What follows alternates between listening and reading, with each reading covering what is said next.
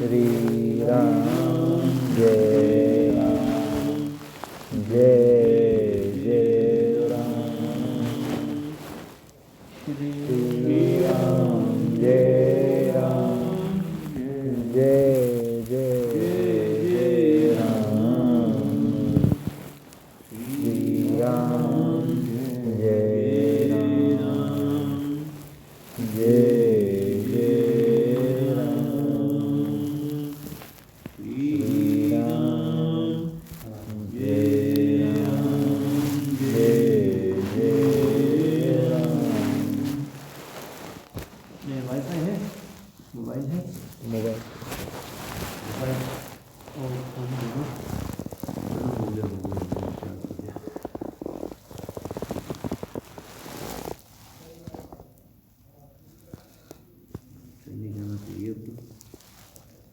श्री राम जय राम जय जय राम श्री राम जय राम जय जय राम श्री राम जय राम जय जय राम श्री राम जय राम जय जय राम श्री राम जय राम जय जय राम वसुदेव सुतं देवं कंसचाणूरमर्दनं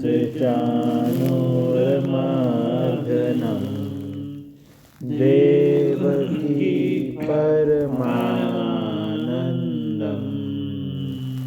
कृष्णं वन्दे जगद्गुरुं श्रीकृष्णं वन्दे जगद्गुरुं हरिशरणं हरिशरणं हरिशरणं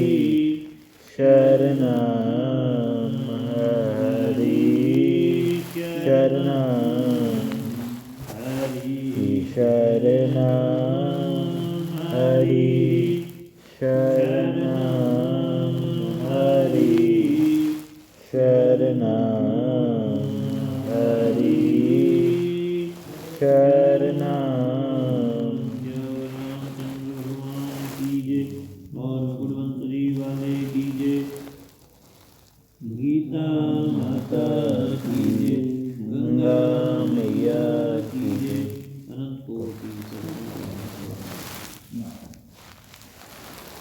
नारायण नारायण नारायण नारायण। परम श्रद्धेय स्वामी जी श्री राम सुखदास जी महाराज की पुस्तक बिंदु में सिंधु। श्री कृष्ण गोविंद हरे मुरारी हे नाथ नारायण वासुदेव श्री कृष्ण गोविंद हरे मुरारी हे नाथ नारायण वासुदेव हे नाथ नारायण वासुदेव। तो पुस्तक में वर्णन आया है कि आप भगवान के अंश हो पर आपने स्वीकार नहीं किया। आप भगवान के अंश हो पर आपने स्वीकार नहीं किया है। भगवान ने तो किसी जीव को अस्वीकार किया ही नहीं। कोई जीव मेरा नहीं है ये भगवान कह सकते ही नहीं।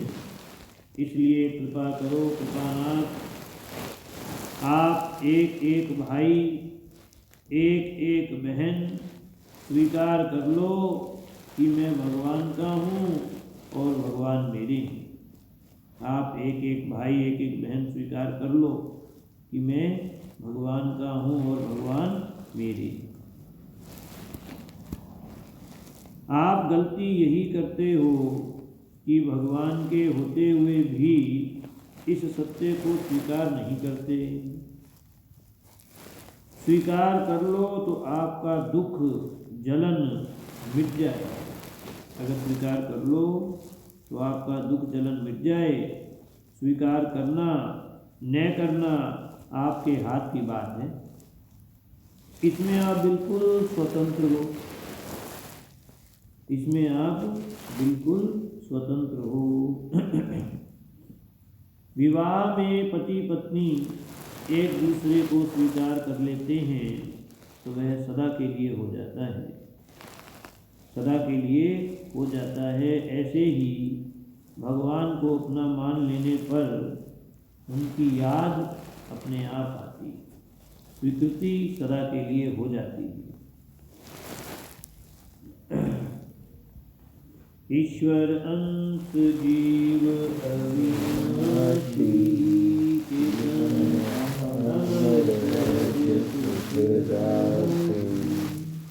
आप ईश्वर अंश हैं। आप ईश्वर हैं। नारायण नारायण नारायण नारायण नारायण।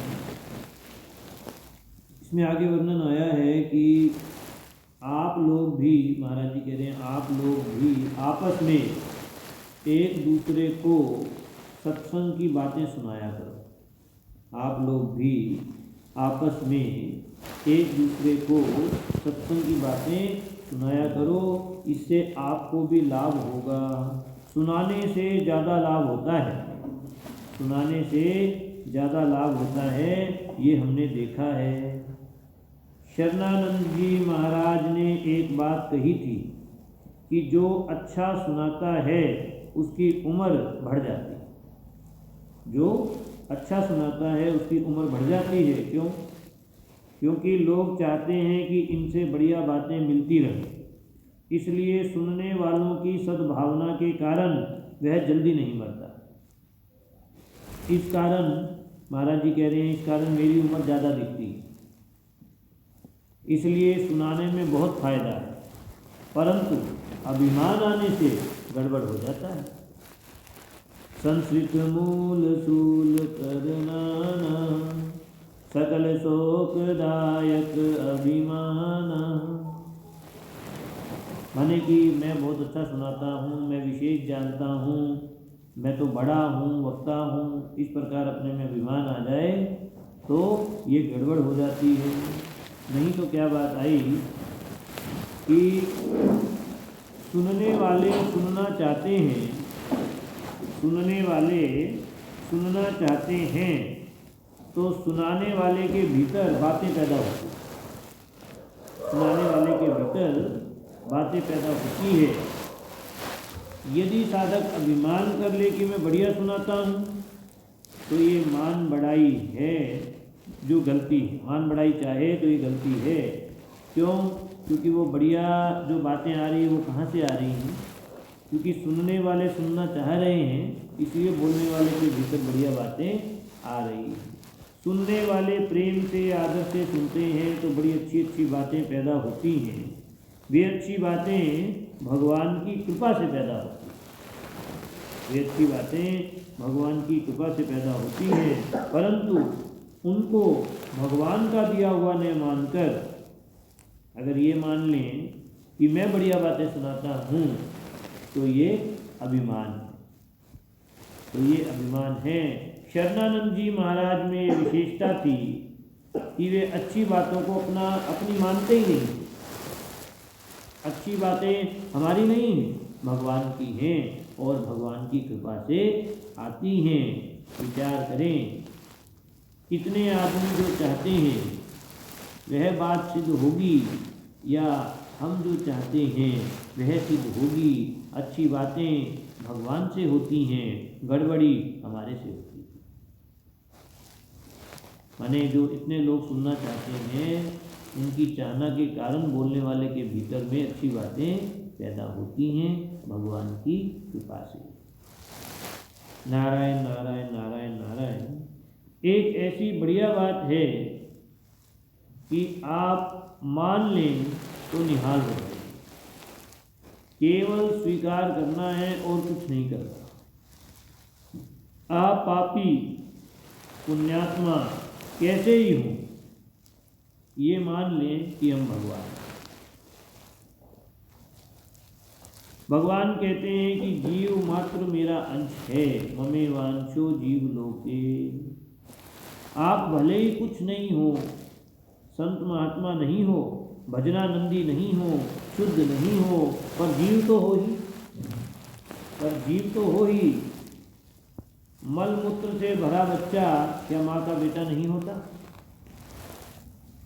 मूल में आप निर्दोष हैं, दोष पीछे से आए हुए हैं। आप दृढ़ता के साथ भगवान को अपना स्वीकार कर लें तो इसका महान फल होगा, आपका जीवन सफल हो जाएगा। इससे मेरे चित्त में बहुत प्रसन्नता होगी और आपको भी प्रसन्नता होगी, आनंद होगा। इससे मेरे चित्त में बहुत प्रसन्नता होगी और आपको भी प्रसन्नता होगी, आनंद होगा। इस बात को स्वीकार करने में लाभ ही लाभ है। इस बात को स्वीकार करने में लाभ ही लाभ है, नुकसान कोई है ही नहीं। ये कोई मामूली बात नहीं है, ये कोई मामूली बात नहीं है। ये वेदों का, गीता का, रामायण का भी सार है। आप नहीं मानो तो भी सच्ची बात सच्ची ही रहेगी, कभी झूठी नहीं हो सकती। आप अपनी तरफ से मान लो, फिर आपके मानने में कोई कमी रहेगी तो उसे भगवान पूरी करेंगे।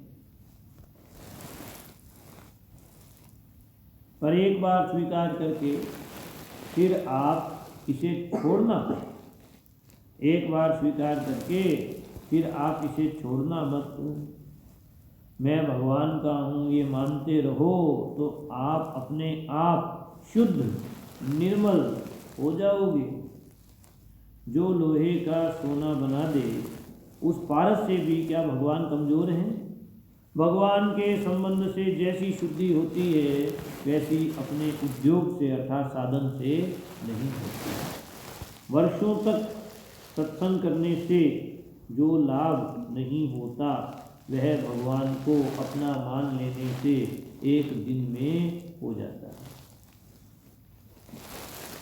वर्षों तक सत्संग करने से जो लाभ नहीं होता वह भगवान को अपना मान लेने से एक दिन में।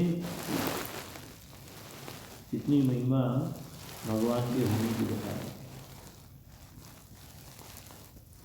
श्री कृष्ण गोविंद हरे मुरारी, हे नाथ नारायण वासुदेव। श्री कृष्ण गोविंद हरे मुरारी, हे नाथ नारायण वासुदेव। हे नाथ नारायण वासुदेव। हे नाथ नारायण वासुदेव। श्री कृष्ण कृष्ण गोविंद हरे मुरारी, हे नाथ नारायण वासुदेव। नारायण। एक काम करते हैं, एक होता है, दोनों अलग अलग, माने करना अलग है और होना अलग है। आप व्यापार करते हो और लाभ हानि होता है, खेती करते हो और अनाज होता है। करना अपना होता है और होना भगवान का होता है। माने करना अपने हाथ में और होनी भगवान के हाथ में है। अगर होनी अपने हाथ में होती तो कोई व्यापार में नुकसान नहीं होने देता। अगर हम ये मान लें कि जो होता है वह भगवान के मंगलमय विधान से, भगवान की कृपा से ही होता है, तो हरदम आनंद प्रसन्नता रहे। जो होता है वह ठीक ही होता है, बेठीक नहीं होता। जो होता है वह ठीक ही होता है, बेठीक नहीं होता। भगवान कहते हैं सुहृदं सर्वभूतानां ज्ञात्वा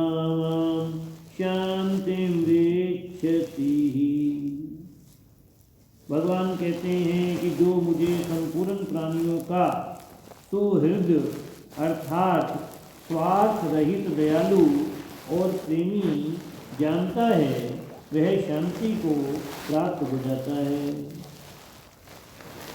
ऐसे परम सुहृद भगवान हमारा अहित कैसे कर सकते हैं?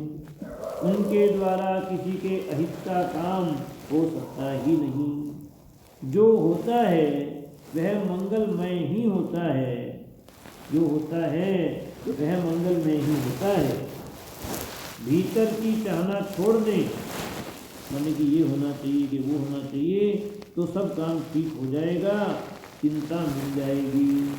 अपनी कोई चीज़ नहीं माने तो भय मिट जाएगा।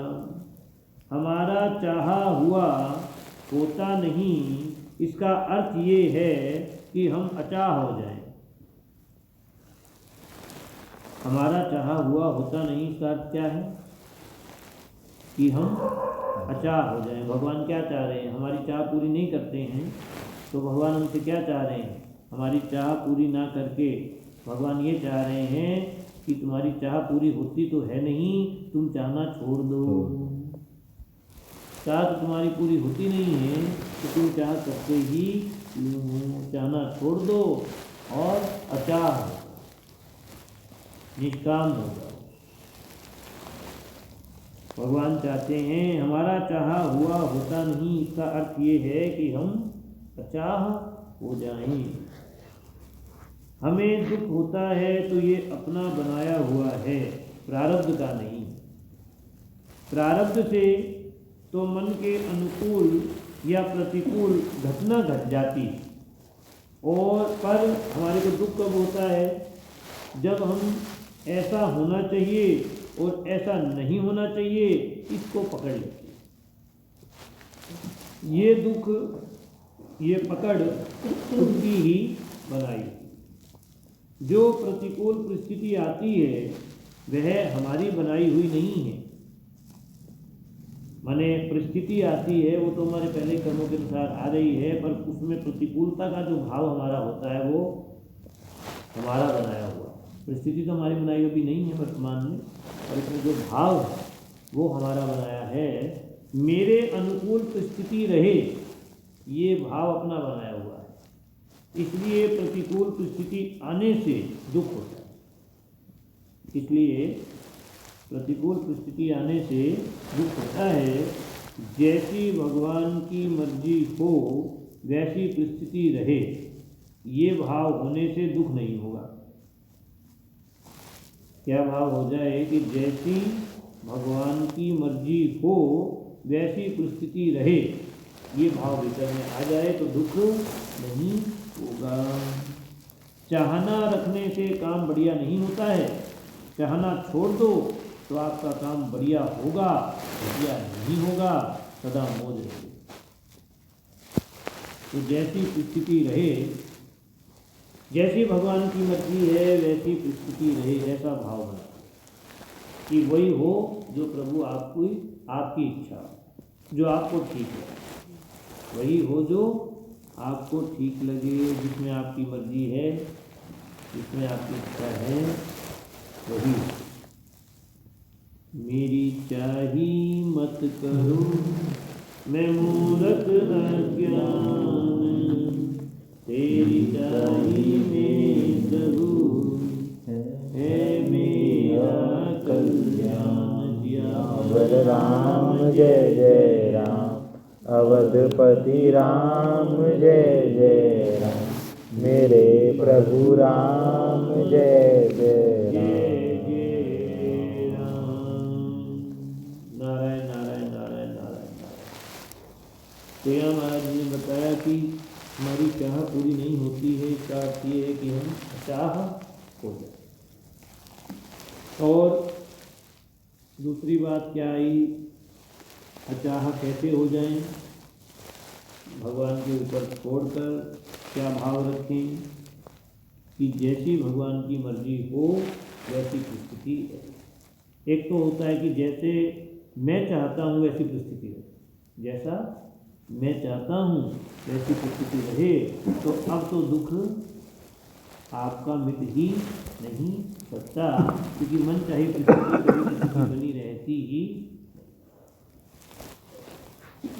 मन चाहे परिस्थिति रह जाए तो भी वो रहने वाली तो है, हो भी जाए तो भी वो चली तो जाती ही है।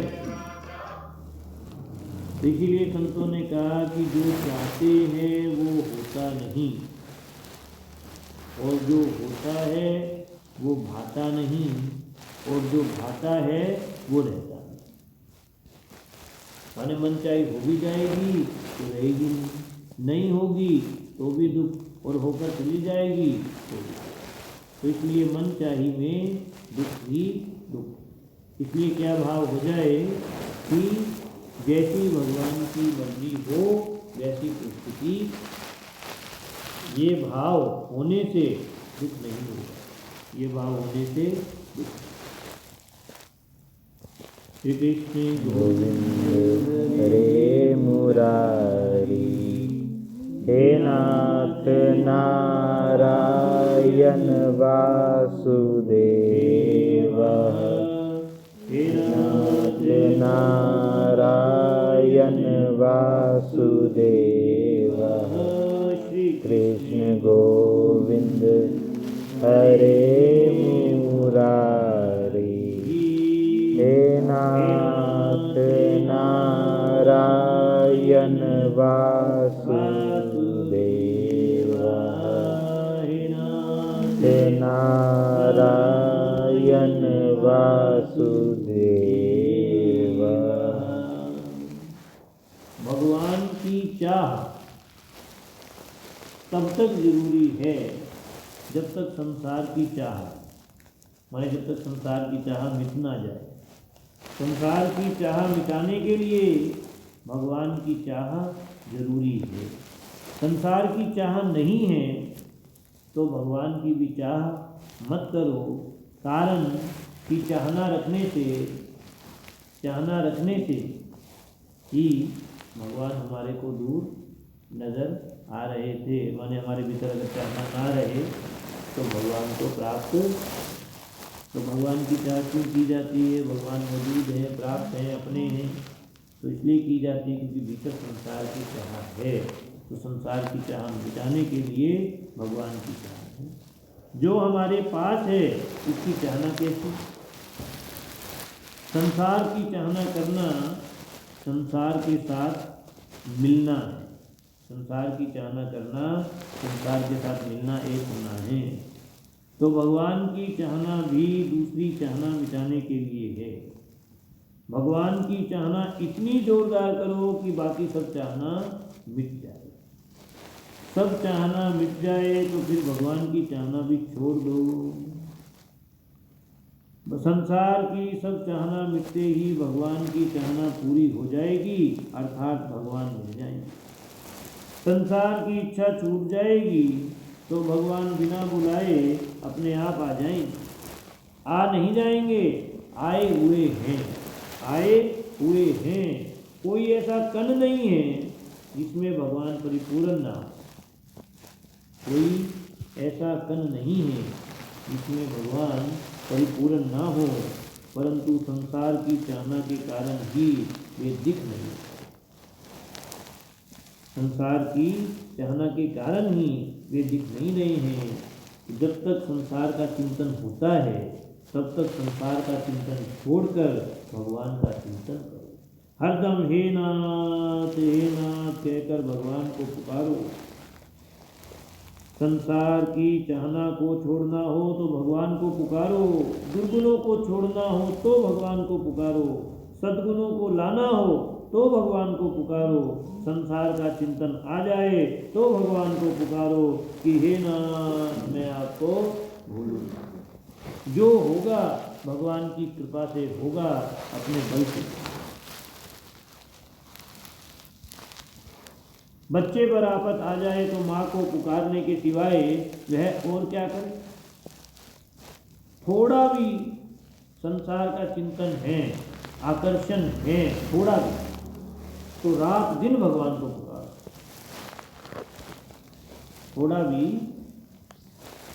संसार का आकर्षण है तो रात दिन भगवान को पुकारो। संसार के चिंतन से रहित होते ही भगवान अपने आप मिल जाएंगे। संसार के चिंतन से रहित होते ही भगवान अपने आप मिल जाएंगे। नारायण नारायण नारायण नारायण नारायण। तो ये बात आई जी कि कोई भी भीतर में कमी लग रही है तो भगवान को, सद्गुणों की कमी लग रही है तो भगवान को पुकारो, दुर्गुण दुराचार दिख रहे हैं तो भगवान को पुकारो, भगवान से प्रेम नहीं हो रहा है तो पुकारो, वैराग्य नहीं हो रहा है तो पुकारो, मन नहीं लगता भगवान में तो पुकारो, संसार का चिंतन आ जाए तो पुकारो। जैसे बच्चे को कोई भी बात है तो माँ को ही पुकारता है, ऐसे आप भी। देखो यहाँ ये बात भी आई कि अगर संसार का थोड़ा भी आकर्षण है, थोड़ा भी, तो भी मतलब उसको हल्के में मत लो, रात दिन भगवान को।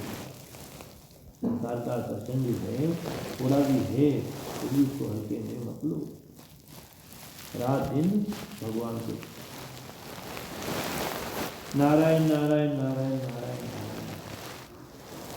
आगे वर्णन आया है कि कुछ वर्षों से, लगभग 10 वर्षों से कलयुग का प्रभाव जोरों से बढ़ रहा है। और ये बात हो गई 2000 के आसपास, तो अभी 20 वर्ष और हो चुके हैं, तो 30 वर्ष हो गए।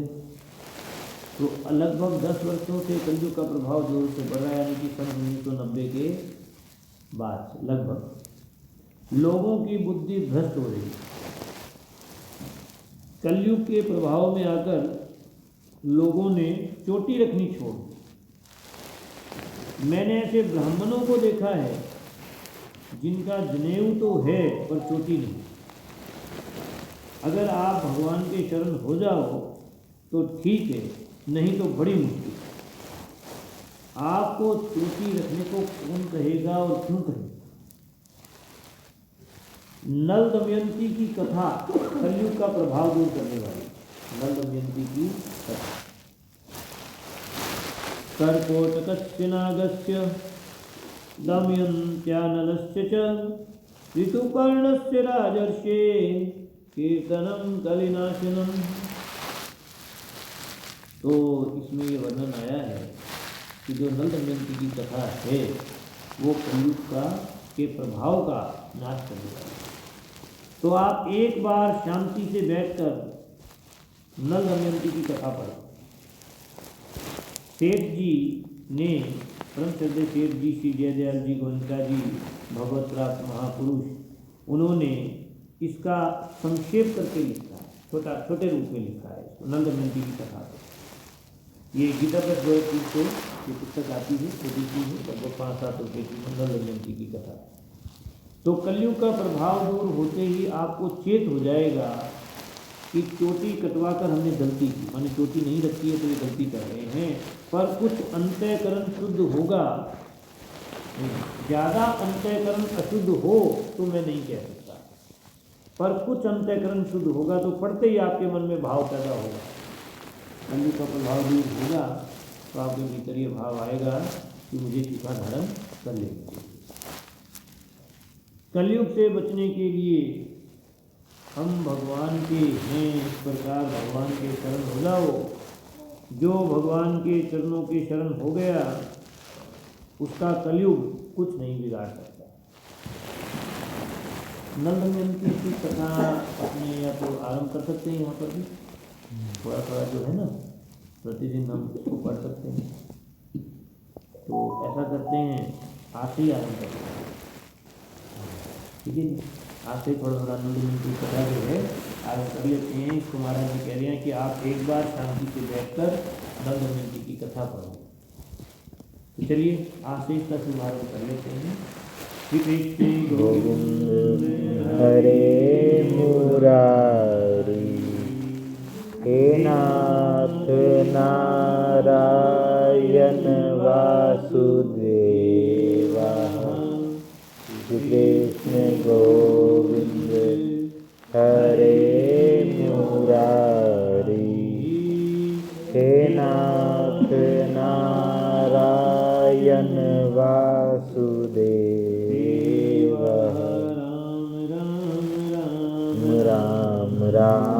राम राम राम राम राम राम राम राम राम राम भगवान की जय। नारायण नारायण नारायण नारायण। तो इस पुस्तक में सर्वप्रथम नम्र निवेदन दिया गया है, जो कि स्वयं स्वामी जी महाराज जी ने लिखा है। लिखा है। तो इसमें वर्णन आया, इसमें नम्र निवेदन में आया है कि वेद व्यास जी महाराज ने जीवों के कल्याण के लिए महाभारत की रचना की, और उस महाभारत का संक्षेप यानी इसको थोड़ा छोटे रूप में जीवन मुक्त तत्वज्ञ भगवत प्रेमी महापुरुष सेठ जी श्री जयदयाल जी गोयनका ने किया है। उसका संक्षेप गीता प्रेस से दोनों ही महाभारत आती है, पूरी वाली भी और संक्षिप्त महाभारत भी। संक्षिप्त महाभारत तो 2 खंडों में है और पूरी महाभारत 6 खंड, जहाँ तक मुझे इसकी जानकारी है। इस प्रकार वेद व्यास जी के द्वारा मूल रूप से और सेठ जी के द्वारा संक्षिप्त रूप से लिखी हुई महाभारत में से सबके लिए उपयोगी कुछ कथाओं का चयन किया गया। ये कथाएं जैसे एक तो नल दमयंती हो गई, एक सत्य प्रेमी हरिश्चंद्र हो गई, ये सावित्री सत्यवान शायद उसी में हो। तो इस तरह से कुछ कथाएं जो हैं अलग अलग भी निकाली गई महाभारत। तो इन कथाओं में विशेष शक्ति, जिससे इनको पढ़ने से विशेष लाभ होगा, उनमें से नल दमयंती की कथा पाठकों की सेवा में प्रस्तुत।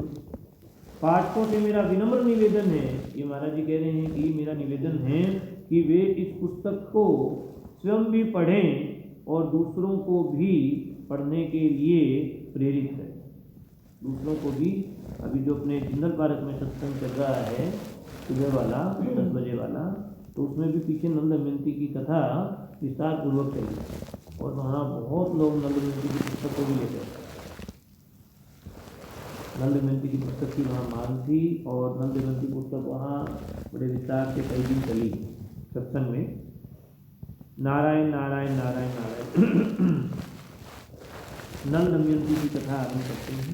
कर्कोटकस्य नागस्य दमयन्त्यानलस्य च ऋतुपर्णस्य राजर्षे कीर्तनं कलिनाशनम। वैसे ऐसी भी बात आती है कि छोटे बच्चों को सबको अपने ये श्लोक भी याद कर लेना चाहिए। जो ये वाला श्लोक है ना, जोधपुर में एक बहुत बड़ा ग्रुप है साधकों का, वो ये श्लोक को सब बच्चों को याद करवाते हैं। कर्कोटकस्य नागस्य दमयन्त्यानलस्य च ऋतुपर्णस्य राजर्षे कीर्तनं कलिनाशनम। इनका नाम लेने से कलयुग का प्रभाव नष्ट होता है। किन किन का? कर्कोटक नाग, नल राजा नल, दमयंती राजा ऋतुपर्ण। तो इनकी कथा में इन सब का क्या रोल था वो सब कथा के अंदर आएगा। ये सब कौन कौन थे? नारायण नारायण नारायण।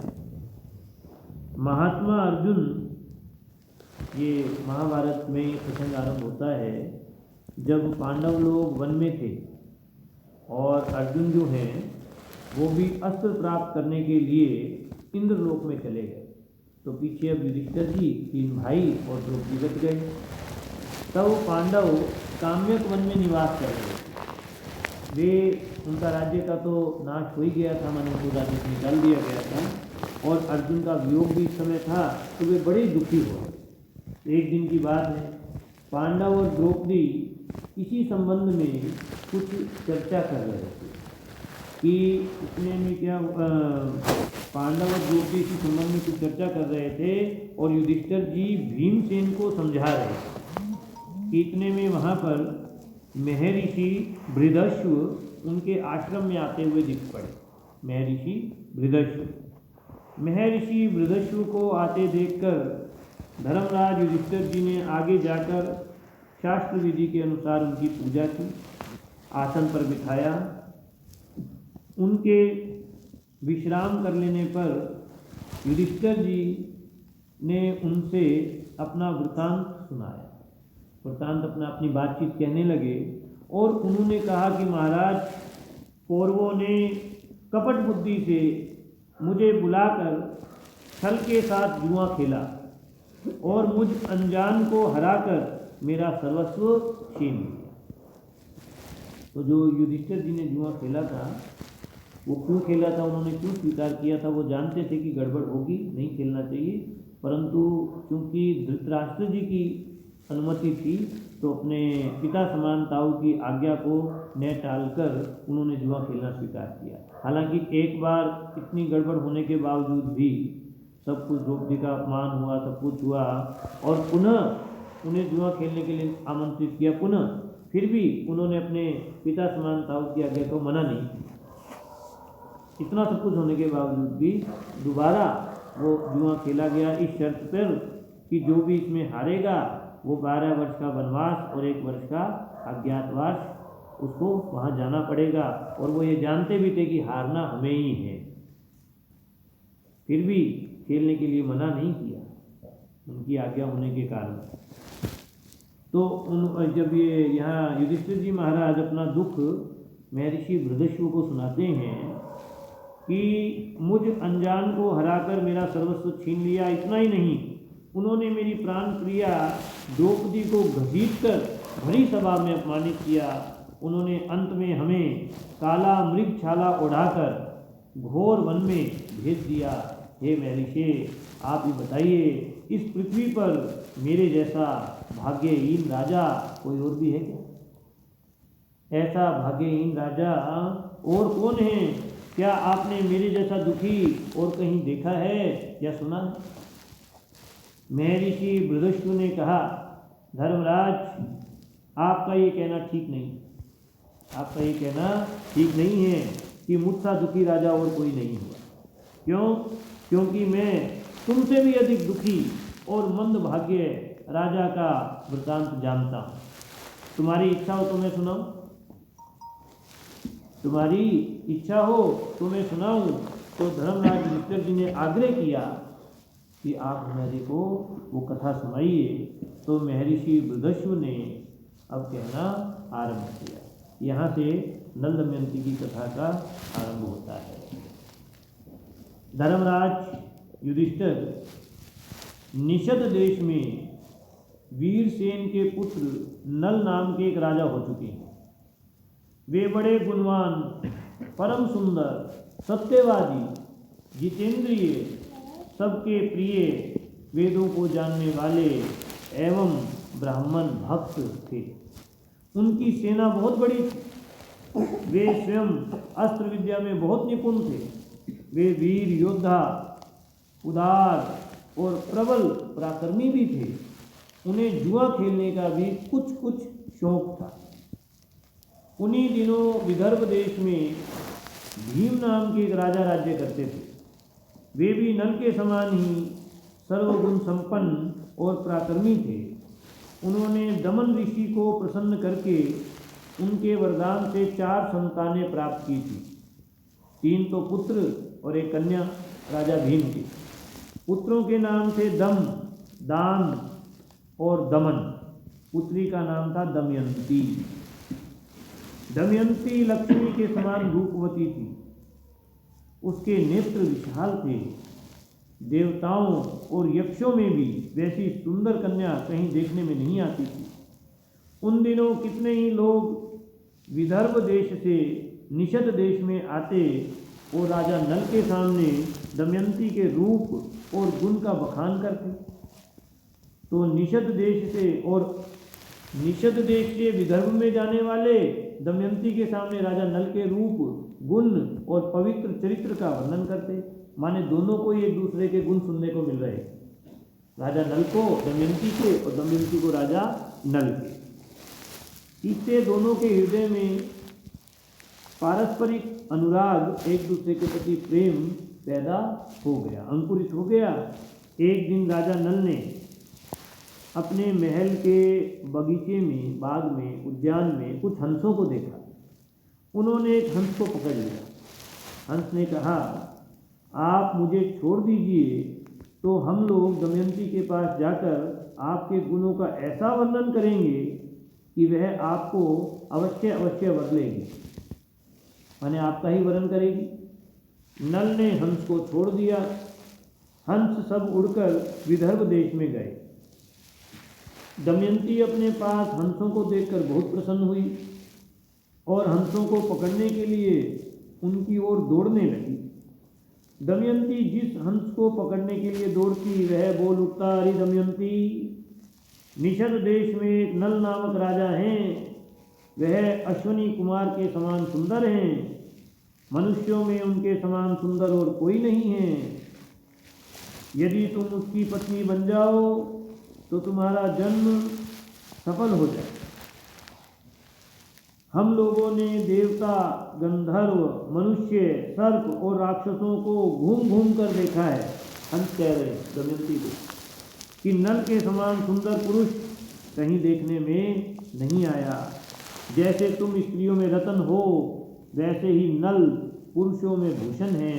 तुम दोनों की जोड़ी बहुत ही सुंदर होगी। दमयंती ने कहा, हंस, तुम नल से भी ऐसी बात कहना मेरे बारे में। हंस ने निषद देश में लौटकर नल से दमयंती का संदेश कह दिया।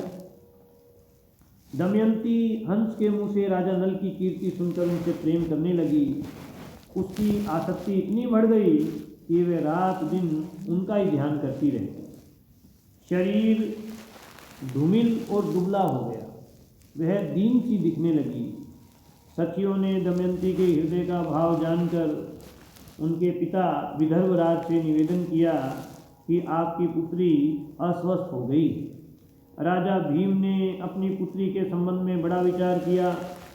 अंत में वह इस निर्णय पर पहुंचा कि मेरी पुत्री विवाह योग्य हो गई है, इसलिए इसका स्वयंवर कर देना चाहिए। उन्होंने सब राजाओं को स्वयंवर का निमंत्रण पत्र भेज दिया और सूचित कर दिया कि राजाओं को दमयंती के स्वयंवर में पधार कर लाभ उठाना चाहिए और मेरा मनोरथ पूर्ण करना चाहिए। देश देश के नरपति राजा हाथी, घोड़े और रथों की ध्वनि से पृथ्वी को गुंजाते हुए सज धज कर विदर्भ देश में पहुंचने लगे। राजा भीम यानी दमयंती के पिताजी ने सबके स्वागत सत्कार की समुचित व्यवस्था की। देव ऋषि नारद जी और पर्वत के द्वारा देवताओं को भी दमयंती के स्वयंवर का समाचार मिल गया, तो देवता लोग भी, इंद्र आदि सभी लोकपाल भी अपनी मंडली और वाहनों सहित विदर्भ देश के लिए रवाना हो गए। राजा नल तो पहले से ही दमयंती को चाहते ही थे, उनका चित्त पहले से ही दमयंती पर आसक्त हो चुका था। उन्होंने भी दमयंती के स्वयंवर में सम्मिलित होने के लिए विदर्भ देश की यात्रा की। देवताओं ने स्वर्ग से उतरते समय देख लिया कि ये कामदेव के समान सुंदर नल, राजा नल दमयंती के स्वयंवर के लिए जा रहे हैं और नल की सूर्य के समान कांति और उसकी रूप संपत्ति से देवता भी चकित हो गए। उन्होंने पहचान लिया कि ये तो नल है। उन्होंने अपने विमानों को आकाश में खड़ा कर दिया और नीचे उतरकर नल से कहा, राजेंद्र नल, आप बड़े सत्यव्रती हैं, आप हम लोगों की सहायता करने के लिए दूत बन जाइए। देखिए, अब देवताओं ने यहाँ थोड़ा सी चाल चली। क्या कि उन्होंने देखा, भाई अगर राजा नल के होते हुए तो हमारे तो विवाह नहीं हो सकता, हम दमयंती से विवाह करना चाहें तो हमारा तो नहीं होगा।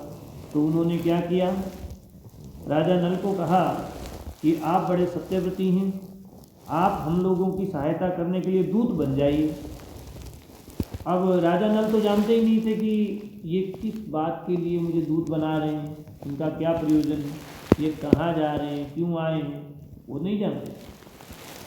तो राजा नल ने प्रतिज्ञा करी और कहा कि करूँगा, आपकी जो काम है, जो सहायता है मैं करूँगा, बताइए क्या काम है। तो फिर पूछा कि आप लोग कौन हैं और मुझे दूत बनाकर कौन सा काम लेना चाहते हैं। इंद्र ने कहा, हम लोग देवता, मैं इंद्र हूँ और ये अग्निदेव, वरुण देव और यमदेव हैं। हम लोग दमयंती के लिए यहाँ आए हैं। आप हमारे दूत बनकर दमयंती के पास जाइए और कहिए कि इंद्र, वरुण, अग्नि और यम देवता तुम्हारे पास आकर तुमसे विवाह करना चाहते हैं। इनमें से तुम चाहे जिस देवता को पति के रूप में स्वीकार कर लो। नल ने दोनों हाथ जोड़कर कहा कि देवराज इंद्र, वहाँ आप लोग भी इसीलिए जा रहे हैं और मैं भी इसीलिए जा रहा हूँ, तो हम सबका प्रयोजन एक ही है, इसलिए आप मुझे दूत बनाकर वहाँ भेज रहे हैं कि मैं खुद ही दमयंती से ये कहूँ कि तुम किसी और को पति के रूप में चुन लो, जबकि मैं खुद ही वहाँ दमयंती का वरण करने के प्रयोजन से ही जा रहा हूँ, तो ये उचित नहीं है कि आप मुझे ही दूत बनाकर भेजें। जिसकी किसी स्त्री को पत्नी के रूप में पाने की इच्छा हो चुकी हो, वह भला उसको कैसे छोड़ सकता है और उसके पास जाकर ऐसी बात कह ही कैसे सकता है। आप लोग कृपया इस विषय में मुझे क्षमा कीजिए। देवताओं ने कहा, नल, तुम पहले हम लोगों से प्रतिज्ञा कर चुके हो कि मैं तुम्हारा काम करूँगा, अब प्रतिज्ञा मत तोड़ो, शीघ्र ही बिना देर किए वहाँ चले जाओ। तो राजा नल ने अपनी प्रतिज्ञा न तोड़ने का विचार किया कि प्रतिज्ञा भंग तो मैं नहीं कर सकता, चाहे कुछ भी हो जाए, दमयंती मिले अथवा ना मिले। राजा नल ने कहा कि मैं दमयंती के पास कैसे जा सकता हूँ, क्यों? क्योंकि राजमहल में तो बहुत करड़ा पहरा है, जगह जगह सैनिक आदि खड़े हैं, तो मैं दमयंती तक तुम्हारा संदेश उसके महल में जाकर कैसे पहुँचा सकता हूँ। तो इंद्र ने कहा, जाओ, तुम वहाँ जा सकोगे। इंद्र की आज्ञा से राजा नल ने राजमहल में बेरोक टोक प्रवेश करके दमयंती को, अर्थात वो किसी को नजर ही नहीं आया। राजा नल जो हैं, दमयंती और सखियां भी नल को देखकर एकदम अचंभित रह गई कि ये यहाँ कैसे आ गए, और वे इस अनुपम सुंदर पुरुष को देखकर मुग्ध हो गई। दमयंती ने राजा नल से कहा, वीर, तुम देखने में बड़े सुंदर और निर्दोष जान पड़ते हो, पहले अपना परिचय बताओ, तुम यहाँ किस उद्देश्य से आए हो और यहाँ आते समय द्वारपालों ने तुम्हें देखा क्यों नहीं? उनसे अगर द्वारपालों से तनिक भी चूक हो तो मेरे पिता उन्हें बड़ा कड़ा दंड देते हैं। नल ने कहा, कल्याणी, मैं नल हूँ और लोकपालों का, देवताओं का दूत बनकर तुम्हारे पास आया हूँ। इंद्र, अग्नि, वरुण और यम, ये चारों देवता तुम्हारे साथ विवाह करना चाहते हैं। तुम इनमें से किसी एक देवता को अपने पति के रूप में वरण कर लो। यही संदेश लेकर मैं तुम्हारे पास आया हूँ। उन देवताओं के प्रभाव से ही जब मैं तुम्हारे महल में प्रवेश करने लगा तब मुझे कोई देख नहीं सका। मैंने देवताओं का संदेश कह दिया, अब तुम्हारी जो इच्छा हो वह। तो इस कथा को आज तो यहीं तक कर लेते हैं। अब दमयंती क्या अपनी बात कहती है, किसको स्वीकार करती है, देवताओं को स्वीकार करती है या नहीं करती है, ये अपने कल सुनाने का प्रयास करेगा।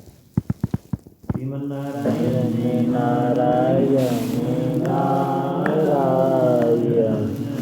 श्रीमन्नारायण नारायण नारायण। भगवान की जय, मोर की जय। नारायण नारायण नारायण सबको